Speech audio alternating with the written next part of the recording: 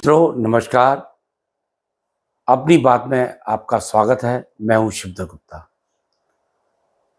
मित्रों आज हम बात करेंगे हिंदुओं के साथ ऐसा अत्याचार हिंदुओं के देश में क्यों होता है। और आपको ये जानकर ताज्जुब होगा कि ये बात आज से नहीं है। ये अंबेडकर साहब ने अपनी पुस्तक में सन 1946 में लिखा था कि किसी भी मस्जिद के सामने अगर आप कोई गाना बजाएंगे तब आप आपके इस गाने पर मुसलमानों को आपत्ति होगी। उन्होंने ये भी लिखा कि इस विश्व में हिंदुस्तान के अलावा कहीं भी ऐसा नहीं देखा गया है जहां पर मस्जिद के सामने गाना गाने पर या गाना बजाने पर कोई भी ऐतराज हो। केवल हिंदुस्तान में ही ऐसा होता है। तो ये बात नई नहीं है, लेकिन देखिए ये आज तक चलता आ रहा है।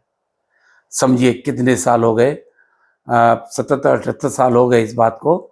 और जब से अभी तक ये प्रचलन चलता आ रहा है कि अगर आप किसी भी मस्जिद के सामने से निकलेंगे, आप भगवान श्री राम के भजन गाएंगे, देवी माता के भजन गाएंगे, आपको रोक दिया जाएगा, आपके ऊपर पत्थर बरसाए जाएंगे, आपके ऊपर पुष्पमाला नहीं बरसाई जाएगी, आपके ऊपर पत्थर बरसाए जाएंगे। अब तो गोलियां भी बरसाने लगे हैं।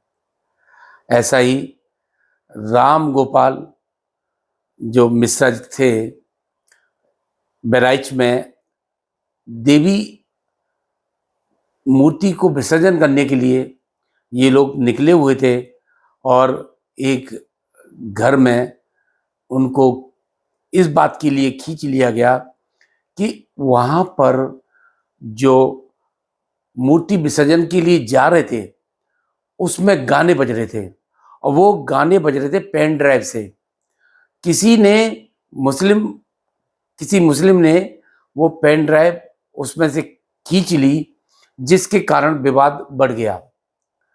अब विवाद इतना बड़ा कि जो राम गोपाल मिश्रा नामक व्यक्ति थे उसको अंदर खींच लिया गया और वहां पर उसको गोली मार दी गई।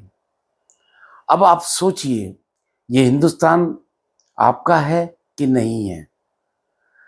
अब आपको सोचना होगा कि चाहे गणेश उत्सव हो, चाहे देवी उत्सव हो, राम उत्सव हो, हनुमान उत्सव हो, कोई भी उत्सव हो हिंदुओं का, आपको शांत भाव से ये सारे प्रोग्राम दुबक चुपक के करने हैं, ऐसा प्रतीत होता है। अगर आपने जोर शोर से किया तो आप नहीं कर सकेंगे और आपके लिए पत्थर तैयार हैं। मित्रों, ये पत्थर एकदम कहां से अचानक आते हैं? क्या उनको मालूम होता है कि यहां से कोई भी जुलूस निकलेगा? पहले से ही उनको मालूम होता है और वो पहले से ही तैयारी करके रखते हैं, और वो पत्थर उन राम भक्तों के ऊपर, शिव भक्तों के ऊपर, गणेश भक्तों के ऊपर, देवी भक्तों के ऊपर बरसाए जाते हैं। मैं कितने नाम लूं? देखिए, झारखंड में, महाराजगंज में, कौशाम्बी में, गुंडवा में झारखंड में, हावड़ा में, सीतागढ़ी में, मतलब ये अभी के नाम है, सारे पिछले नहीं है। ऐसा नहीं है कि ये पिछले नाम बता रहा हूँ, ये 1-2 दिन के ही नाम है जिनमें ये वारदातें हुई कि मुसलमान युवकों ने और महिलाओं ने भी पत्थर इस प्रकार से बरसाए कि किसी का सर फटा, किसी का हाथ में चोट आई, किसी का कुछ हुआ, भगदड़ हुई। तो ऐसा माहौल अपने देश में कर दिया गया है कि आप इस देश के निवासी ही नहीं हैं, आप कहीं विदेशी आए हुए हैं और मूल निवासी जो है वो मुसलमान हैं। ये जान के भी हम लोग चुप रहते हैं कि 5 वक्त की नमाज हिंदुओं के बीच में जो पढ़ी जाती है और लाउड स्पीकर से पढ़ी जाती है, उसका किसी भी हिंदू को कोई ऐतराज नहीं है। मैं ये नहीं कह रहा हूं कि इस जो पत्थरबाजी हो रही है, इसका बदला हमको लड़ाई से लेना है, नहीं लेना है। हमको लड़ाई नहीं लड़नी है, हमको लड़ाई राजनीतिक लड़नी है। जिन्होंने हमको बांट के रखा है, अगर सिख कहीं पिट रहा है तो बंगाली चुपचाप देख रहा है, अगर यूपी का कोई व्यक्ति पिट रहा है तो बिहारी चुपचाप देख रहा है। ये सब बंद करना पड़ेगा, हम सबको एकत्रित होना पड़ेगा। हमको पिटना नहीं है और पीटना भी नहीं है, हमें खून खराबा नहीं चाहिए, हमें शांति चाहिए। लेकिन इसके लिए आपको करना पड़ेगा। कांग्रेस जैसी पार्टी जो हमको जातियों में विभक्त कर रही है, हमको ये कह रही है तुम गुजर हो, तुम बनिया हो, तुम ठाकुर हो, तुम नीच हो, तुम ऊंच हो, मतलब हमको ये सब नहीं सुनना है। स्वामी दयानंद सरस्वती जी ने 1872 में जो आर्य समाज बनाया, वो किस लिए बनाया था? वहां पर कोई जाति नहीं थी। आर्य का मतलब श्रेष्ठ होता है, और श्रेष्ठ समाज की संरचना उन्होंने सोची थी, उसी की परिकल्पना पे हमको चलना है। और हमको बिल्कुल भी नहीं बंटना है, ये जाट है नहीं, वो हमारा भाई है, हमारा खून है। हम किसी अलग माँ की संतान नहीं है, हम हिंदुस्तान की माँओं की संतान है। हम सब एक है, हमारा खून एक है। ये हमको नेता लोग जातियों में बांटकर सिर्फ अपनी रोटी सेकना चाहते हैं, देश पर राज करना चाहते हैं। सबसे नीच पार्टी जो इस समय है वो कांग्रेस की है, जिसका युवराज राहुल गांधी इतना वाहियात व्यक्ति है, जो देश के बारे में न सोच के हमको विभाजित करना चाहता है। वो इसलिए विभाजित करना चाहता है कि वो हमारे देश की माँ का संतान नहीं है। किसी ने अगर उससे उसकी जाति पूछ ली थी तो कितना गुस्सा हुआ था, और कह रहा था कि मेरा अपमान किया है, और दूसरों की जाति पूछने में उसको कोई गुरेज नहीं है। तो मित्रों, ये सबसे दुष्ट पार्टी, आतंकवादी पार्टी कांग्रेस ही है, जिसने देश का बंटवारा भी किया। और यहाँ से जिस हालात में हमारे देश का विभाजन हुआ था, अंबेडकर जी ने कहा था कि इनको क्यों रोका गया। अगर जाति के आधार, अगर धर्म के आधार पर हमारा देश बटा है तो हमें बट जाना चाहिए था। लेकिन गांधी के उस एक घोषणा से कि जो यहाँ रहना चाहे वो यहाँ रहे, और जिन लोगों ने पाकिस्तान बनाने की मांग की थी वही यहाँ पर रह गए। ये कोई सोची समझी चाल थी उनकी, जिन्होंने यहाँ पर जनसंख्या 8% से 18% हो गई, बढ़ाकर हम लोगों को ऐसा चुनाव में प्रभाव डाल दिया है कि इनके बिना कई ऐसी सीटें हैं जो नहीं जीती जा सकती, जिसकी वजह से कांग्रेस अंधी हो गई है। और खैर, अंधी तो इसलिए भी होगी क्योंकि उसमें कोई भी हिंदू नहीं है। अगर हिंदू हैं तो उसमें केवल मैं एक बुरा शब्द इस्तेमाल करूंगा, चमचे, जो उसके थूक कर चाटने वाले, जो उसके पिछलग्गू नेता बने हुए हैं, वो लोग हैं। वो देश की नहीं सोच रहे हैं। देश की अगर कोई सोच रहा है तो मोदी योगी ही सोच रहे हैं। मैं कह रहा हूँ, आपसे विनम्र निवेदन कर रहा हूँ, हाथ जोड़कर निवेदन कर रहा हूँ कि आप इन दोनों को छोड़ना नहीं है। अगर इन लोगों को छोड़ दिया तो हमारे कत्लेआम, आज जैसे उसको अंदर खींच के मार दिया गया, और अगर यही कांग्रेस की सरकार होती तो कोई भी जुलूस नहीं निकलता। अब तो कम से कम जुलूस निकल रहे हैं, और जिसने मारा है उसकी दुर्गति क्या होगी ये योगी जी का परिणाम क्या निकलेगा मुझे नहीं मालूम, आने वाले वक्त में आपको मालूम हो जाएगा। यहाँ तक देखिए, कर्नाटका में एक गांव में 90% मुसलमानों की हो गई।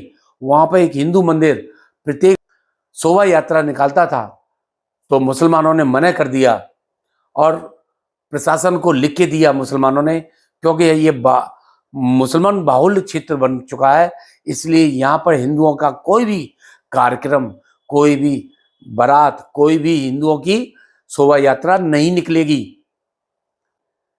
और यहाँ के प्रशासन ने मना कर दिया हिंदुओं को कि कोई शोभा यात्रा नहीं निकलेगी।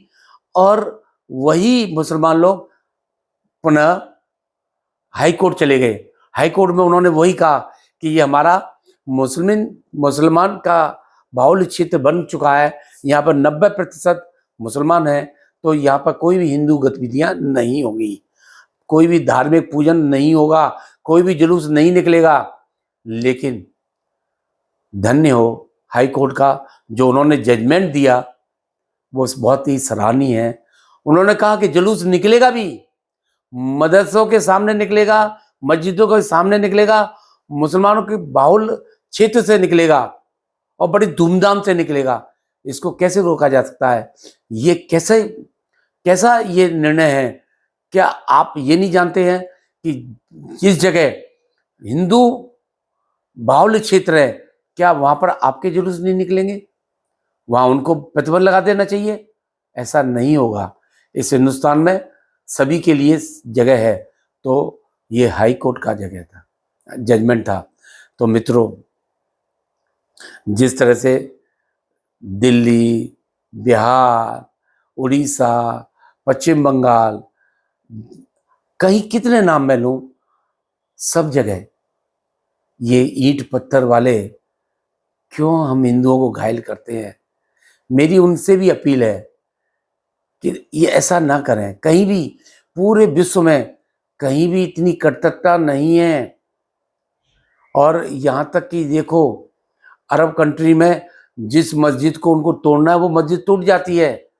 यहाँ तो एक मस्जिद अगर गैर नाजायज थी, उसको हटा भी दिया गया, तो उसकी जगह उसको सैकड़ों गुना बड़ी मस्जिद बनाने के लिए जगह दे दी गई। ये तो हमारा देश है। तो मित्रों, मेरा आपसे भी निवेदन है और सभी से निवेदन है कि योगी और मोदी को साथ रखना है, छोड़ना नहीं है। गलतियां छोटे छोटे नेताओं से, जो बीजेपी के हैं, उनसे हो जाती है, उसकी वजह से रूठना नहीं है। हम अगर किसी विधायक से, पार्षद से या राज्यसभा के मेंबर से या मेंबर ऑफ पार्लियामेंट से नाराज हैं, तो उनकी तरफ ध्यान न देके हमको ध्यान देना है मोदी योगी जी के तरफ। अब आप देखिए कि जो वक्फ बोर्ड का कानून हमारे लिए एक मुसीबत बना हुआ था, उसको ख़त्म करने के लिए मोदी जी एक बिल लाए हैं। और चूँकि मजबूरी उनकी ये है, और मैं उनकी गलती भी कहूँगा कि उनको पिछले 10 वर्षों पहले लाना चाहिए था, 10 वर्षों में लाना चाहिए था, वो जब नहीं लाए, अब इस समय लाए हैं जबकि उनकी सरकार 2 पार्टियों की बैसाखी पर है।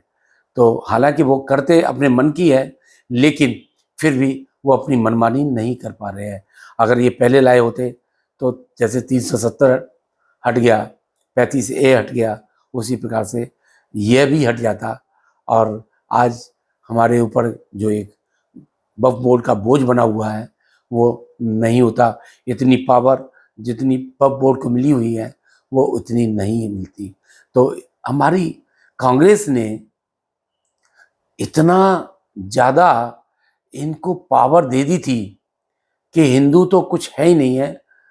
हिंदू के मंदिर भी सरकार के कब्जे में है, उनकी इनकम भी सरकार के कब्जे में है।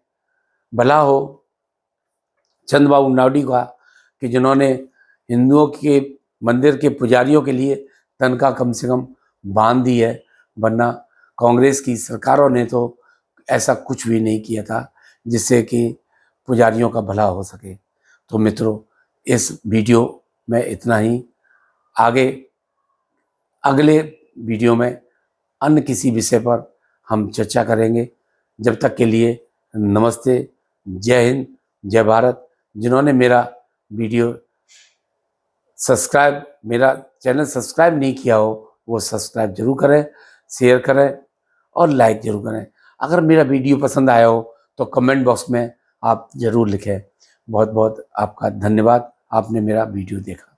जय हिंद, जय भारत।